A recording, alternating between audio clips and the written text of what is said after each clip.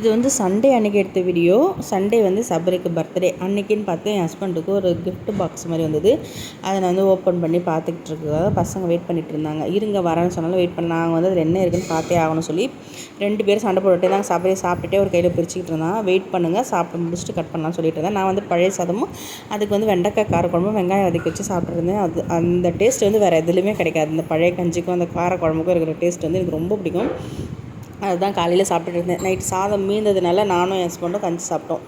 பசங்களுக்கு இவங்க தான் தோசை ஊற்றி கொடுத்துட்டு அந்த கிஃப்ட் பேக்கில் என்ன இருந்துச்சுன்னா ஜீரா பிஸ்கட் இருந்துச்சு, அப்புறம் மைசூர் பாக் சோம் பப்படி, மிக்சரு, ரசகுல்லா இதெல்லாம் இருந்துச்சு. மதியம் வந்து சபரி பர்த்டே ஸ்பெஷலாக வந்து பிரியாணி செஞ்சோம். சிக்கன் பிரியாணி செஞ்சு சாப்பிட்டோம். மறுநாள் தீபாவளி, மறுநாளைக்கு வந்து மட்டன் எதனா எடுத்துக்கலாம் சொல்லிட்டு நீ சிக்கனோட நிறுத்திட்டோம் சண்டே. அன்றைக்கி ஈவினிங் வந்து பார்த்திங்கன்னா கேக் எங்கேயுமே நாங்கள் ஆர்டர் பண்ணல. நாங்கள் வீட்டிலே வந்து ப்ரௌனி செஞ்சு அதே கேக் கட் பண்ணிட்டோம். இப்போ வந்து யாருக்குன்னா ஊட்டினா ஃபார்மாலிட்டி கொஞ்சமாக கடிப்பாங்க. கவுச்சி கூட்டினா மொத்தத்தையும் எடுத்துக்கிட்டு அதுக்கு தான் நாங்கள் எல்லோரும் சிரிச்சுக்கிட்டு இருந்தோம்.